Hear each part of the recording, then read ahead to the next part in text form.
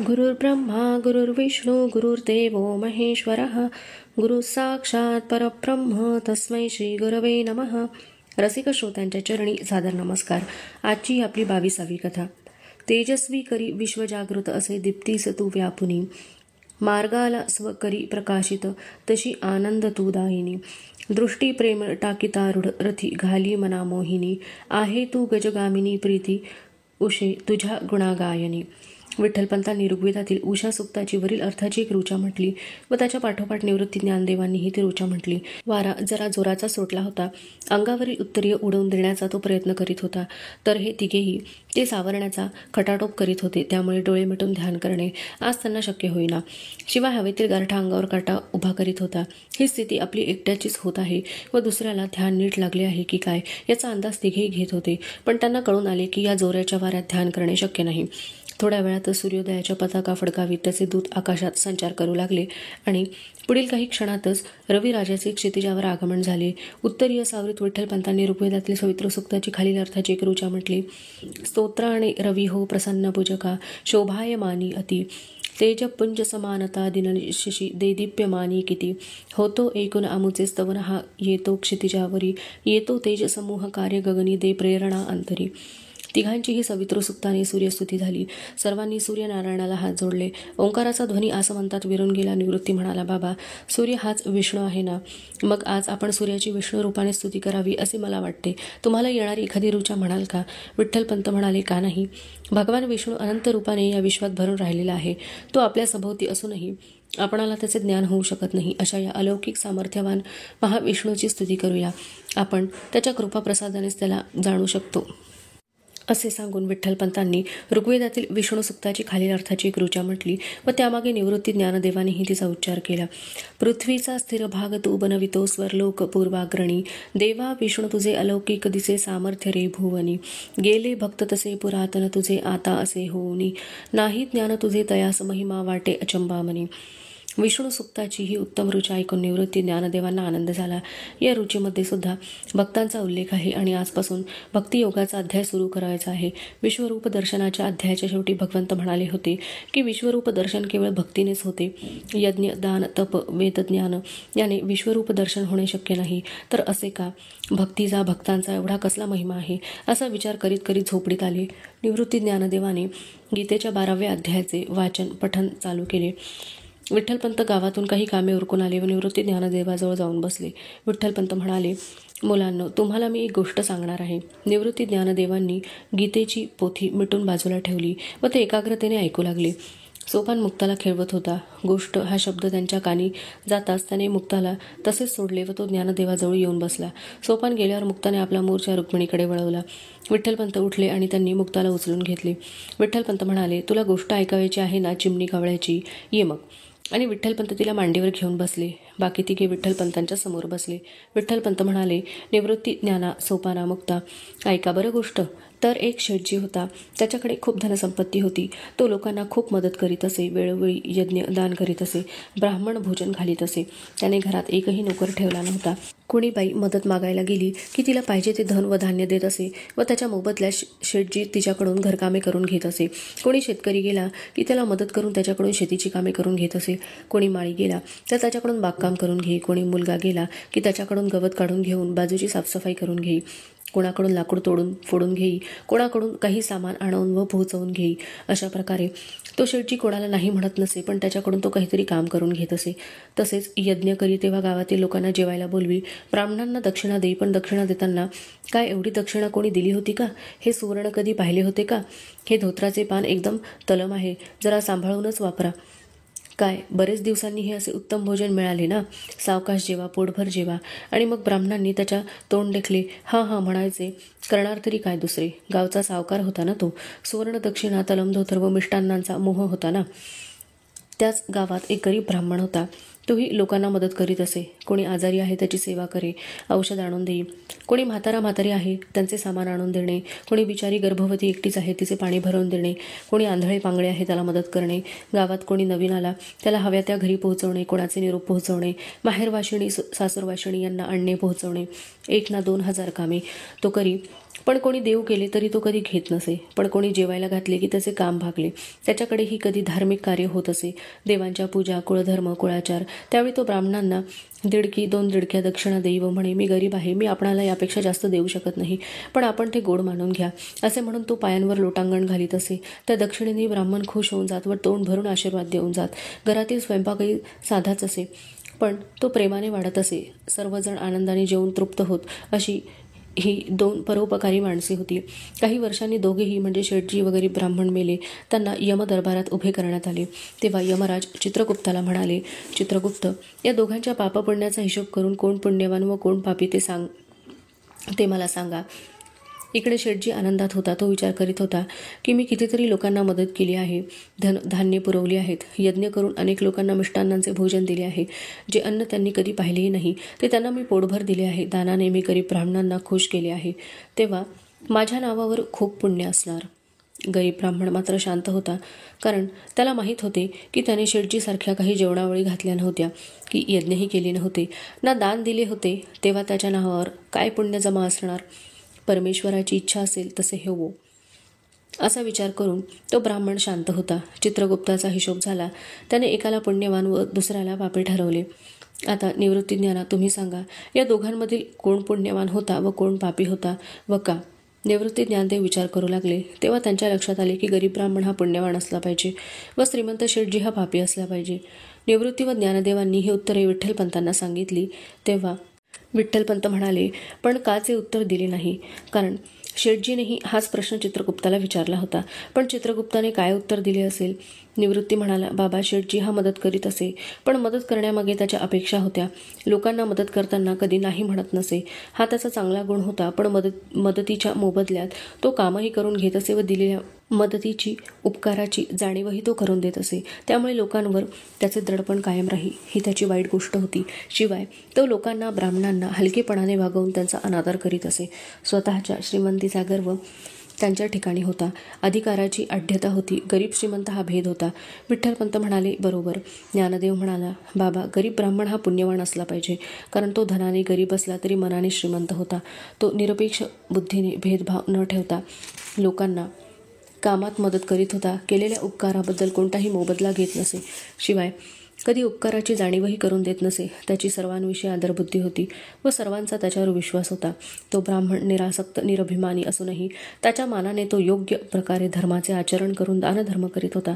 ब्राह्मण भोजनही घालीत होता. स्वभावाने नम्र व विनयशील होता, म्हणून चित्रगुप्ताने त्या ब्राह्मणाला पुण्यवान ठरवले असेल. विठ्ठलपंत म्हणाले, ज्ञाना, तुझेही बरोबर आहे. मग मला सांग की भगवंतांनी 11व्या अध्यायाची समाप्ती करताना भक्तांनाच विश्वरूप दर्शन होऊ शकले, बाकी यज्ञ, तप, दान, देवज्ञान यांच्या योगी कितीही पुण्य जमवले तरी त्याला विश्वरूप दर्शन होऊ शकणार नाही, असे का म्हटले आहे? ज्ञानदेव म्हणाला, बाबा, एवढे गुण असूनही परमेश्वराचे दर्शन होऊ शकत नाही. विठ्ठलपंत म्हणाले, ज्ञाना, हे गुण आवश्यक तर आहेतच. या गुणांचे विवेचन भगवंतांनी या अध्यायात केले आहेच की जे भक्तांना आवश्यक आहेत. शिवाय एक महत्त्वाचा गुण भक्तांजवळ असणे आवश्यक आहे. निवृत्तीने विचारले, कोणता गुण बाबा? विठ्ठलपंत म्हणाले, निवृत्ती, परमेश्वराची भक्ती म्हणजे संपूर्ण समर्पण, संपूर्ण शरणागती. ज्ञानदेवाने विचारले, बाबा, संपूर्ण समर्पण, संपूर्ण शरणागती म्हणजे काय? विठ्ठलपंत म्हणाले, निवृत्ती ज्ञाना, संपूर्ण समर्पण, संपूर्ण शरणागती म्हणजे स्वतःचे अस्तित्व समर्पण करणे, स्वतःचे व्यक्तिमत्व विसरणे, सर्व जीवन परमेश्वरमय करून टाकणे. यालाच 9व्या अध्यायात मन्मना भव मद्भक्तो मद्याजी वगैरे जे म्हटले आहे ते करणे होय. ज्ञाना, परमेश्वर प्राप्ती होणे असेल तर परमेश्वराशी, त्याच्या इच्छेशी, विचारांशी, भावाशी, अस्तित्वाशी, स्वरूपाशी संपूर्ण एकदम होऊन जावयास पाहिजे. जो परमेश्वरापासून कोणत्याही प्रकारे विभक्त नसतो तोच परमेश्वराचा खरा भक्त होय. आणि अशा प्रकारे तो भक्त परमेश्वर स्वरूप झाल्यावर त्याला या विश्वात परमेश्वरा वाचून अन्य काय दिसणार आहे बरे? त्याला या विश्वातील प्रत्येक वस्तुमात्र, प्राणीमात्र, मनुष्यमात्र परमेश्वराचे रूपच भासणार. प्रकृतीचा जो बाह्य भाग आहे तो स्थूल स्वरूप आहे, जडरूप आहे. ते न दिसता त्याला त्याच्या आतील परमेश्वरी चैतन्याचाच आविष्कार दिसत असतो. स्थूलातील सूक्ष्मरूप जडातील चैतन्यरूप दिसते, कारण तो स्वतः तेच स्वरूप झालेला असतो. अशा स्थितीला जेव्हा भक्त जाऊन पोहोचतो तेव्हाच त्याच्या ठिकाणी अन्य कोणाविषयीही द्वेष राहणार नाही. तो अद्वेष्टा होतो. त्याचा सर्वांशीच प्रेमभाव जमतो, म्हणून तो सर्वांचा मित्र होतो. त्याला सर्वांविषयी करुणा वाटते. आपपर भाव संपल्याने त्याचे ममत्व संपते व तो निर्ममत्व होतो.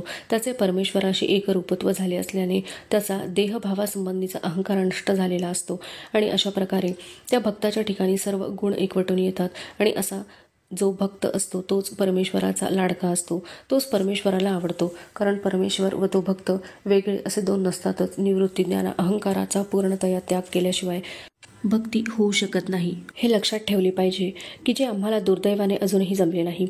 निवृत्ती म्हणाला, बाबा असे का म्हणता आपण? विठ्ठलपंत म्हणाले, निवृत्ती, कोणत्याही गोष्टीची वासना इच्छा ही या अहंकाराचे रोप वाढवून त्याचा वृक्ष करते. पैठणात शिकत असताना मी जो तेथील धर्मसभेच्या न्यायदानाचा प्रकार पाहिला त्याने माझ्या मनात हे बीज पेरले गेले. निवृत्ती ज्ञाना, एक गोष्ट लक्षात ठेवा, आपल्यासमोर जी परिस्थिती आली असेल ती परमेश्वराची इच्छा आहे असे समजावयाचे व त्याला परमेश्वर जशी बुद्धी देईल तसे तोंड द्यावयाचे. त्याचे जे परिणाम होतील ती त्या कर्माची फळे असतील, म्हणून तिचाही परमेश्वराची इच्छा म्हणून स्वीकार करावयाचा. कोणाविषयी राग द्वेष नसावा, प्रेम लोभ नसावा. सर्व कृष्णार्पण करावे व मोकळे व्हावे. ज्ञानदेव म्हणाला, पण बाबा योग्य न्यायासाठी वाद घातला तर बिघडत नाही, मग अन्याय करणाऱ्यांना विरोध केव्हा होणार? विठ्ठलपंत म्हणाले, निवृत्ती ज्ञाना, असे वाद थोडक्यात मिटत नसतात. शब्दाने शब्द वाढत जातो व शेवटी सत्ताधीशच यशस्वी होतात. हा जगाचा नियम आहे. असो, हा आपला विषय नाही. विठ्ठलपंतांनी पाहिले तर मुक्ता मांडीवर झोपली होती व सोपान तेथेच लुडकला होता. विठ्ठलपंतांनी मुक्ताला चौघडीवर झोपवले व त्यांनी भिक्षेची झोळी उचलली व ते बाहेर पडले. डमरूचा आवाज कानी आला म्हणून सोपान पळत बाहेर गेला. बाहेर एक गारुडी खेळाचे सामान बाहेर काढीत होता. सोपानाने निवृत्ती ज्ञानदेवाला हाक मारली. निवृत्ती ज्ञानदा, अरे लवकर बाहेर या, गंमत आली आहे. सोपानाच्या हाकेसरशी दोघेही बाहेर आले. रुक्मिणीही मुक्ताला घेऊन बाहेर आली गंमत दाखवण्यासाठी. गारुड्याची बडबड चालू होती व तितक्याच वेगाने तो हातानेही कार्य करीत होता. गारुड्याने सापाचे नागाचे प्रकार दाखवले आणि मग 4-5 करवंट्या काढल्या व 4-5 मातीच्या रंगीत गोट्या काढल्या. गारुडी डमरू वाजवत म्हणाला, पोरांनो पहा, गंमत पहा. बाळा, तुला गोटी पाहिजे? किती पाहिजेत पहा. या करवंट्याखाली 1 ठेवली आहे, आता पहा किती निघाल्या. 2. या करवंटीखाली ही एकच ठेवली होती, पण किती आहेत पहा. 3. या करवंटीखाली 4. या करवंटीखाली 5. घे घे, तुला गोट्या पाहिजे तितक्या गोट्या घे. आणि गारुड्याने देव केलेल्या गोट्या घेण्यासाठी कोणीही हात पुढे केला नाही. निवृत्ती ज्ञानदेव गारुड्याची हात चलाखी पाहत होते व त्यांना त्याची गंमत वाटत होती. गारुड्याने सामान आवरायला सुरुवात केली तशी रुक्मिणीने घरातून एक भाकरी आणून गारुड्याला दिली. भाकरी घेऊन गारुडी निघून गेला. मुले घरात आली. निवृत्तीने रुक्मिणीला विचारले, आई, गारुडाने 5 गोट्यांच्या इतक्या गोट्या कशा केल्या ग? रुक्मिणी म्हणाली, निवृत्ती, यालाच माया म्हणतात. हा मायेचा खेळ आहे. हे लोक लोकांना भूल पाडतात व एकाच्या अनेक वस्तू करून दाखवतात. त्या वस्तू काही खऱ्या नसतात. ज्ञानदेव म्हणाला, आई, बाबांनी मागे ब्रह्म आणि मायाबद्दल काही उल्लेख केला होता. ती माया हीच का ग? रुक्मिणी म्हणाली, ज्ञाना, माया शब्दाचा अर्थ सगळीकडे सारखाच असतो. ज्या वस्तू या वास्तविक पाहता नसतात पण भासतात त्यालाच माया म्हणतात. हे जगतसुद्धा एक मायाच आहे. ज्ञानदेव म्हणाला, आई, हे जग माया कसे होईल? हे तर आपणाला दिसते, भासते, जाणवते, मग ही माया कशी असेल? रुक्मिणी म्हणाली, ज्ञाना, हे जगत जरी दिसले, भासते, जाणवते तरी तू जर त्याच्याकडे बारकाईने पाहिलेस तर ते सतत बदलत असते. त्याची आजची स्थिती उद्या नाही व उद्याची परवाला राहत नाही. मग जे सतत बदलत असते तिलाच माया म्हणतात. ज्ञानदेव म्हणाला, आई, मग जगातील प्रत्येक वस्तू मात्र प्राणी मात्र यांच्यात बदल घडत असतो, मग ही सगळी मायाच आहे काय? रुक्मिणी म्हणाली, होय ज्ञाना. निवृत्ती म्हणाला, मग आई, जगात न बदलणारी एकही वस्तू नाही असेच म्हणायच पाहिजे. रुक्मिणी म्हणाली, तसे नाही, न बदलणारी वस्तू आहेच. ज्ञानदेव म्हणाला, कोणती? रुक्मिणी म्हणाली, ब्रह्म हेच जगताचे अधिष्ठान आहे. हे ब्रह्म जीवरूपात येते त्यालाच पराप्रकृती म्हणतात आणि या ब्रह्माला व मायेला अनेक नावे आहेत. त्यांनाच पुरुष, प्रकृती, क्षेत्रज्ञ, क्षेत्र, शिव, शक्ती असेही म्हणतात. ज्ञानदेव म्हणाला, होय आई, क्षेत्र, क्षेत्रज्ञ व प्रकृती पुरुष याच विषयावर ते वाद्य आहे. रुक्मिणी म्हणाली, होय ज्ञाना. निवृत्ती म्हणाला, आई, तुझाही गीतेचा अभ्यास चांगला झालेला दिसतोय. रुक्मिणी म्हणाली, नाही बाळांनो, मातीत शेण पडते तर माती घेऊन उठते, तसे माझे आहे. मी भाग्यवान म्हणून मला हे पती म्हणून लाभले बरं. ज्ञानदेव म्हणाला, आई, पण या भाग्यानेच तुझी अशी परवड झाली ना? ज्ञानदेवाच्या तोंडून भाग्याचा असा अचानक विपरीत अर्थ ऐकून रुक्मिणी एकदम चमकून ज्ञानदेवांकडे पाहते. तिच्या डोळ्यात पाणी तरळते. रुक्मिणी म्हणाली, ज्ञाना, असे बोलू नये बाळा. सोने शुद्ध करण्यासाठी ते तापवून लाल करतात. दगडाला देवपण येण्यासाठी टाकीचे घाव सोसावे लागतात. तशी परमेश्वर आपली परीक्षा पाहत असतो, हे सुद्धा आपल्या भाग्याचेच योग आहेत असेच मी मानते. या नश्वर जीवनाचा कसला मोह धरावयाचा? चांगले कपडे घालून व गोडधोड तुपाबरोबर खाऊन या देहाची पुष्टी करायची ना. असे किती संसार आहेत या जगात, पण माझ्यासारखे भाग्य नाही कोणाला. निवृत्तीज्ञाना एकमेकांकडे पाहतात. त्यांच्या चेहऱ्यावर आश्चर्य असते. रुक्मिणीच्या अंगावरील लुगडे अनेक ठिकाणी शिवलेले, पती भिक्षा मागून आणणारा, संध्याकाळी खाल्ले तर सकाळी नाही व सकाळी भिक्षेशिवाय अन्न येत नाही, परिग्रह अजिबात नाही, घरात उंदीर नाहीत, का तर त्यांना दाणा कुठून मिळणार, सणवार तिथी नक्षत्र शुभ अशुभ सर्व दिवस सारखेच, अशी स्थिती त्याला रुक्मिणी भाग्य म्हणते. निवृत्ती ज्ञानदेवाला काहीच समजेना. रुक्मिणी केवळ म्हणते तर तसेही नाही. तिचे आचरणही अगदी बोलण्याप्रमाणे. कधी कोणती वस्तू मागणे नाही वा कमी म्हणून तक्रार नाही. ज्या वस्तू पदार्थ घरात येतील त्यात सगळ्यांची पोटं भरून उरलेले 4 घास खाऊन घेत असे. कधी कमी कधी जास्त तिला सर्व काही चालत होते. भिक्षेची झोळी घेऊन विठ्ठलपंतांनी झोपडीच्या दारात पाऊल टाकले. रुक्मिणीच्या तोंडचा भाग्यवान शब्द त्यांनी ऐकला होता. ते म्हणाले, कोण भाग्यवान आहे म्हणे. निवृत्तीने झटकन पुढे होऊन भिक्षेची झोळी घेतली. ज्ञानदेवाने पाय धुवायला मडकाभर पाणी दिले. निवृत्तीने पाय पुसायला फडके दिले. ते घेऊन पाय पुसत पुसत विठ्ठलपंत त्यांच्यासाठी अंथरलेल्या चौघडीवर जाऊन बसले. विठ्ठलपंतांनी रुक्मिणीकडे नजर टाकली. रुक्मिणी म्हणाली, कोण म्हणजे मीच नव्हे का? विठ्ठलपंत म्हणाले, वा वा, हा अप्पलपोटेपणा चांगला नव्हे. तुमचे भाग्य तुम्ही घ्या, पण आमचे भाग्य मात्र आम्हाला राहू द्यावे. रुक्मिणी म्हणाली, अहो, माझे भाग्य तर केवळ आपणच आहात. आणि दोघेही हसतात. विठ्ठलपंत म्हणतात, पण हा भाग्याचा विषय मध्येच कसा काय निघाला? मग निवृत्तीने सर्व वृत्तांत सांगितला. त्यापुढे विठ्ठलपंत म्हणाले, निवृत्तीज्ञाना, रुक्मिणीने सांगितलेले बरोबर आहे. 13व्या अध्यायाचा विषय क्षेत्रक्षेत्रज्ञ योग हाच आहे ना. क्षेत्रक्षेत्रज्ञ प्रकृती पुरुष याच विषयाचा खुलासा या 13व्या अध्यायात केला आहे. बाळांनो, एकाच वस्तूला निरनिराळ्या भाषेमध्ये निरनिराळी नावे असतात, पण ती सर्व नावे आपल्याला माहीत असतात असे नाही. त्यामुळे नवीन नाव समोर आल्यावर ऐकणारा थोडा गोंधळून जातो. आपण आता एक उदाहरण घेऊ. निवृत्ती कमल या अर्थाचे शब्द सांग पाहू. निवृत्ती म्हणाला, बाबा, कमळाला अंबुज, पंकज, नीरज, जलज, सरोज अशी नावे आहेत. ज्ञानदेव म्हणाला, बाबा, मी सांगतो आणखी नावे. नलिनम, कुमुद, मालिनी, पद्म, राजीव अशी ही नावे आहेत. विठ्ठलपंत म्हणाले, तुम्ही दोघेही बरोबर आहात, पण कमळाला आणखीही काही नावे आहेत. निवृत्ती ज्ञानदेव म्हणाले, कोणती बाबा? विठ्ठलपंत म्हणाले, अरविंद, पुंडरीक, पुष्कर, सारसम, उत्पल, कुवलयम. निवृत्ती म्हणाला, बाबा, मला वाटले आमच्या दोघांच्या नावात नावे संपली असतील, पण तुम्ही तर आमच्यापेक्षा जास्त नावे सांगितलीत. तेव्हा विठ्ठलपंत म्हणाले, ही जशी एका कमळ अर्थाची नावे आहेत, तसे ब्रह्म व माया यांचीही काही नावे आहेत. तीही तुम्हाला माहीत पाहिजेत. पुरुष प्रकृती, क्षेत्रज्ञ, क्षेत्र, शिवशक्ती, परा अपरा, जीव, अष्टधा, प्रकृती, आत्मा, अनात्मा म्हणून भगवंतांनी अर्जुनाला 7व्या अध्यायात परा अपरा प्रकृतीबद्दल सांगितले. तर आता क्षेत्र व क्षेत्रज्ञ, प्रकृती व पुरुष याविषयी सांगत आहेत. निवृत्तीज्ञाना भगवंतांनी सुरुवातीला क्षेत्र व क्षेत्रज्ञ याविषयी सांगायला सुरुवात केली. क्षेत्र म्हणजे देह व क्षेत्रज्ञ म्हणजे देहीन. देहात राहणारा आत्मा हा देहीन. आत्मा म्हणजेच ब्रह्म होय. या क्षेत्रज्ञाचे ज्ञान म्हणजेच माझे ज्ञान असे भगवंत सांगत आहेत. हे ज्ञान झालेला योगी कसा असतो, यांच्या ठिकाणी कोणकोणते गुण असतात, यासंबंधी भगवंतांनी केलेल्या वर्णनाचा विठ्ठलपंतांनी सविस्तर खुलासा केला. अध्यात्मज्ञान हेच ज्ञान असून बाकीचे सर्व अज्ञान आहे, याचे वर्णन करून अज्ञानाची लक्षणेही सांगितली आहेत. तेव्हा पुढे विठ्ठलपंत म्हणाले, निवृत्तीज्ञाना, आता भगवंत पुढे ब्रह्माचे वर्णन करून सांगत आहेत. असे बोलून विठ्ठलपंतांनी सर्वतः पाणिपादम या श्लोकापासून ज्ञानम नेयम ज्ञानगम्यम हृदि सर्वस्य धिष्ठितम या श्लोकापर्यंत सर्व अर्थ उकलून दाखवला व पुढे विठ्ठलपंत म्हणाले, ज्योतिषामपि तज्ज्योतिः या श्लोकाच्याच पद्धतीचा उल्लेख मंडूक उपनिषदामध्ये आलेला आहे. त्याचा मंत्र आहे, तत् शुभ्रम ज्योतिषाम ज्योतिः तत् यत आत्मविदो विदुः. ज्ञानदेव म्हणाला, म्हणजे बाबा आत्मानुभवी जे ते या ज्योतीच्या ज्योती असलेल्या ब्रह्माला जाणतात असेच म्हटले आहे ना. विठ्ठलपंत म्हणाले, अगदी बरोबर. तेव्हा रुक्मिणीचे शब्द त्यांच्या कानावर आले. पाने मांडू येताना जेवायला. आईचे हे शब्द ऐकताच निवृत्ती ज्ञानदेव तिच्या मदतीला गेले. सोपाना कोणती तरी पोथी घेऊन त्यावरील अक्षरे वाचण्याचा प्रयत्न करीत होता. मुक्ताशी कोणीच बोलत नव्हते, म्हणून ती रुक्मिणीकडे जाऊन तिच्या पाठीवर रेलून उभी होती. निवृत्ती ज्ञानदेव आईच्या मदतीला गेलेले पाहून सोपाने उठला व तोही मदत करू लागला. त्याबरोबर मुक्ताने रुक्मिणीची पाठ सोडली व ती सोपानाकडे गेली. विठ्ठलपंत हा प्रकार कौतुकाने पाहत होते. निवृत्ती ज्ञानदेव संध्याकाळी इंद्रायणीच्या प्रवाहात पाय सोडून बसले होते. निवृत्तीने सोपानाला जवळ बसवून घेतले होते, तर मुक्ता ज्ञानदेवाच्या पुढ्यात मांडीवर बसली होती. सोपानाचे पाय पाण्याशी पोहोचत नव्हते, म्हणून तो जरा पुढे सरकून पायाला पाणी लागावे याचा प्रयत्न करीत होता. तर मुक्ता पायाला पाणी लागू नये म्हणून पाण्याच्या भीतीने पाय वर धरून बसली होती. वाऱ्याने पाण्यावर लाटा उत्पन्न होत होत्या व त्या पायावर धडकत होत्या.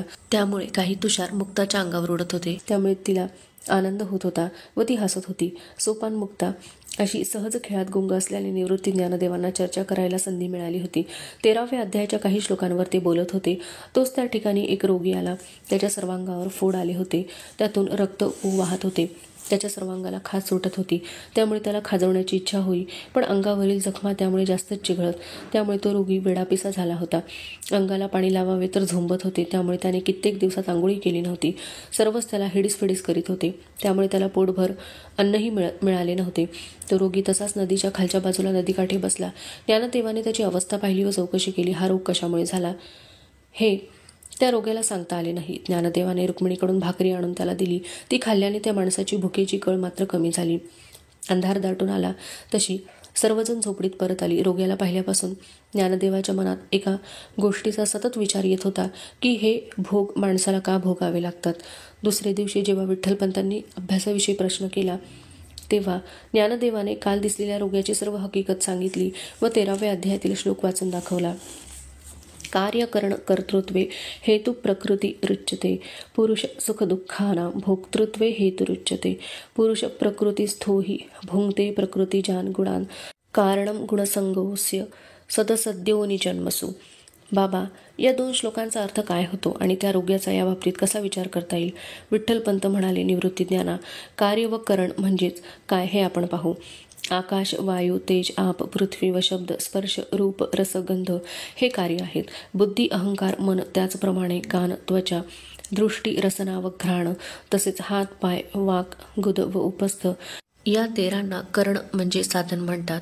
कार्य व करण यांच्या संयोगाला प्रकृती म्हणतात. तर सुखदुःखाच्या भोगतेपणामुळे त्याला जीवात्मा म्हटले जाते. बाळांनो, देहधारणा झाल्याने कर्म घडते, म्हणजे कर्म घडण्याला देह कारण म्हणजे हेतू होतो व वासनेने कर्म घडल्याने त्या कर्माचे फळ म्हणून पुढील जन्माचा देह प्राप्त होतो. म्हणजेच मागील जन्माचे कर्म हे या जन्माच्या देहाला हेतू होते आणि त्यामुळे या जन्मातील सुखदुःखाचा भोगता हा जीवात्मा होतो. ज्याप्रमाणे मागचे पाऊल हे पुढच्या पावलाला मागे टाकण्यास कारण होते व पुढे जाण्याचा हेतू होते व याप्रमाणे चालणे घडते, तसे हे जीवन आहे. ज्याला रोग्याला तो रोग का झाला हे त्याला सांगता आले नसेल, पण ते त्याचे भोग हे त्याच्या मागील जन्माचे कर्मफळ आहे हे निश्चित. आणि म्हणून ही जन्ममरणाची व देहधारणा आणि कर्म यांची गती कुंठित करायची असेल तर याच अध्यायाच्या 29व्या श्लोकात सांगितल्याप्रमाणे प्रकृतीकडून सर्व कर्मे स्वाभाविकरित्या होत आहेत. त्यांचा कर्ता आत्मा नाही. ते सर्व साक्षीभावाने पाहिले पाहिजे.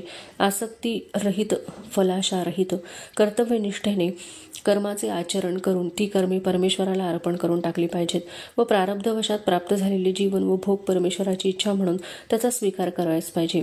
सर्वाठायी समबुद्धी ठेवून सुखदुःखामध्ये मनाचा समतोल राखला पाहिजे. वेळोवेळी विचारलेल्या शंकांना उत्तर देऊन विठ्ठलपंतांनी मुलांचे समाधान केले. गुणत्रयाचा 14वा अध्याय गाळून विठ्ठलपंतांनी एकदम 15वा अध्याय सुरू करण्याचे ठरवले. धन्यवाद.